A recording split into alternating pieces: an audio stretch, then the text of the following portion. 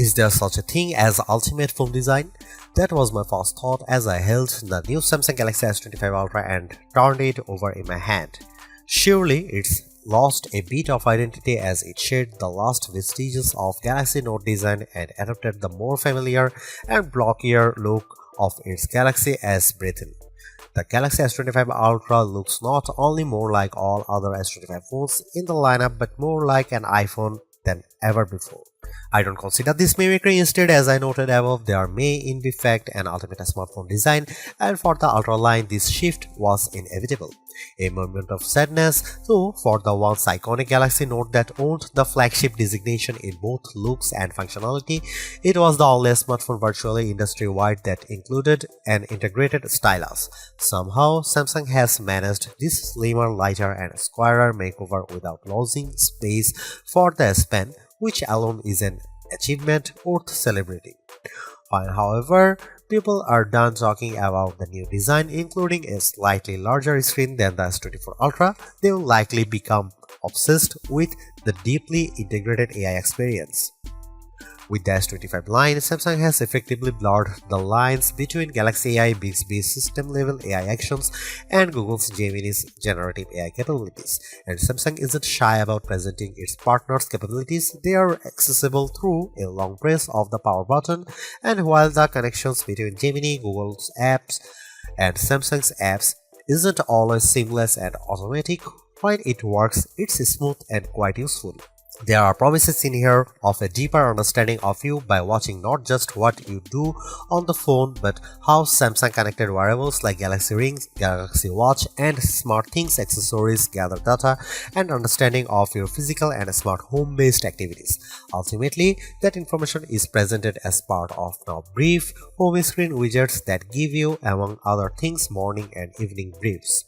That tracking might sound scary if Samsung hadn't worked closely with silicon partner Qualcomm to ensure that the Snapdragon 8 Gen 8 Elite for Galaxy has a silicon core that's devoted to your personal data engine, and if it weren't for Samsung's liberal use of its Knox security both of the phone and across its ecosystem of devices. In my time reviewing the S25 Ultra, I saw some personal insights in my briefs but not enough for them to be meaningful. I think this is the kind of feature that will bear fruit after weeks of using the phone and essentially training the AI to understand you. AI can be found sprinkled throughout the system, including in photography, which is a good thing since Samsung has done little to upgrade the physical camera array. Of the 5 cameras, only one got an upgrade, the ultra-wide, which is now a 50-megapixel camera. On the other hand, Samsung has upgraded its Pro Visual engine, and as a result, photography is generally even better than on the Samsung Galaxy S24 Ultra. And if your photographic skills aren't up to snuff, you can now ask Gemini to suggest changes based on the quality of your own photos. There are more powerful tools for generating AI images and making AI alterations to existing photographs. Sketch to image is more powerful than ever, and I found that using the S Pen with sketch to image generated incredibly realistic AI editions. Samsung's AI integration also extends to sound. It can recognize music playing in a video or hummed by you, and it's also adept at cleaning up messy audio in videos you shoot. This is a better looking, faster, smarter and longer lasting Ultra than any that's come before it, and it still costs the same $199 US. The Samsung Galaxy S25 Ultra was unveiled at Samsung's Galaxy Unpacked event on January 22. It's available to pre-order now in a choice of 4 colors wherever to buy: titanium silver blue, titanium white silver, titanium grey and titanium black, and 3 more that are exclusive to the Samsung store: titanium jet green, titanium pink gold and titanium jet black. The phone ships in either 256GB or 512GB or 1TB storage configurations, and every variant comes with 12GB of RAM. Samsung Galaxy S25 Ultra will begin shipping on February 7 for the following prices. The 256GB variant is $1,299 US, 512GB price is $1,499 US, and 1TB is $1,659 US. The Samsung Galaxy S25 Ultra drops the Galaxy Note look, completely replacing it with a look that reflects the Galaxy S aesthetic found across the S25 line, although it's not an exact replica of those phones. Yes, it has a flat titanium band wrapping around the body, but the corners are slightly squarer than those of the Galaxy S25 and S25 Plus. Compared to the S24 Ultra, this phone is at 162.8 by 77.6 by 8.2mm, slightly taller but also narrower and thinner. It's also considerably lighter at 218 grams compared to the S24 Ultra's 232 grams. That's the difference I noticed when I held the phone in my hand, and yes, that's lighter than Apple's iPhone 16 Pro Max, which weighs in at 227 grams. I give Samsung credit here for making a lighter phone that somehow still has room for the 5000 mAh battery and to stow the S Pen.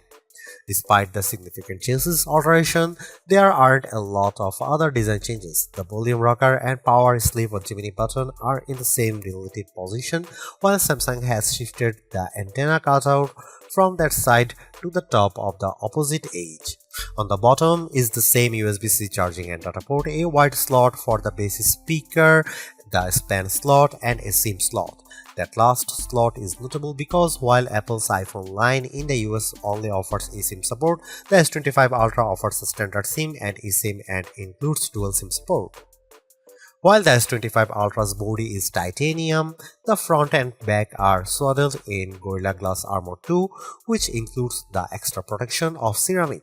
However, while this material might protect the phone from drops, it's still not scratch proof, and even though I have taken extreme care with my review unit, I'm still noticing some long scratches on the display. They are not deep and they are not noticeable when the screen is off. Still, I wait the day when a smartphone manufacturer can deliver a truly scratch-proof display. Overall, I like the new look and feel of the Samsung Galaxy S25 Ultra, and I don't mind that it's lost a bit of its distinctive Note aesthetic. This is a big screen handset that I enjoy holding and using. Samsung has managed to make the Galaxy S25 Ultra screen 6.9 inches, that's 0.1 inches larger than the S24 Ultra's screen, and it's all thanks to a 15% smaller bezel surrounding the display.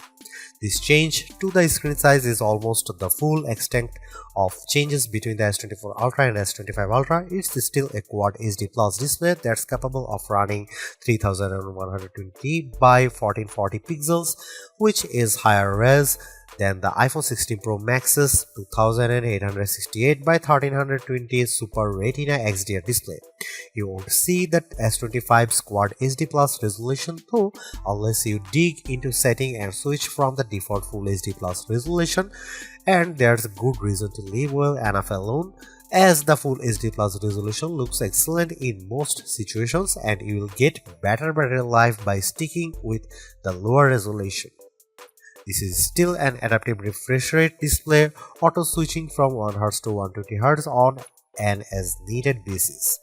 Again, you can save a bit of battery life by switching to 60Hz, but the battery smooth motion is, in my opinion, worth the trade-off.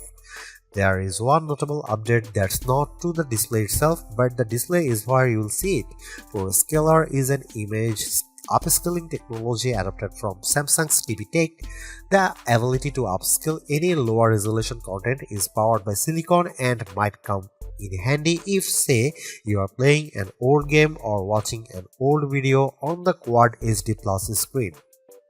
It's a beautiful, perfectly flat screen, and unlike on the iPhone 16 Pro Max, there's no large island cutout for cameras, sensors, and information. Instead, there's just a small circular cutout for the 12-megapixel front-facing camera, and it's not something you notice while watching movies, playing games, browsing the web, or engaging with Gemini. Underneath the screen is an ultrasonic fingerprint reader. I initially only registered my thumb, but found that the scanner sometimes struggled to read my print. My skin is incredibly dry right now, so that might have contributed to the flakiness. Later, I registered multiple digits and found better luck with an index finger. I also used a pin and my face to unlock the phone. The integrated S Pen looks, feels and essentially works the same as the S Pen in the S24 Ultra, but with one notable difference: it no longer has Bluetooth Low Energy support. This means that some of the long distance remote control features no longer work. You can't use them button on the Pen 2, for instance, advanced lights. Samsung told me they removed BLE support because so few people were using the related features, and I can say that I didn't miss it in my tests. In general, I'm a big fan of the S Pen. It's thin and small but a worthy drawing implement. I used it in notes, sketchbook and sketch to image, and it's also good for note taking. I was impressed by how effortlessly Samsung Notes could convert my scroll to accurate text. At a glance, the Samsung Galaxy S25 Ultra camera area looks unchanged from the S24 Ultras, but Samsung has given the array a visual upgrade. All the lenses now appear to almost float above the chassis. It's a neat effect, but for the most part it's a skin-deep alteration, and Samsung has left almost all the camera aspects unchanged. Here is what you will find on the S25 Ultra.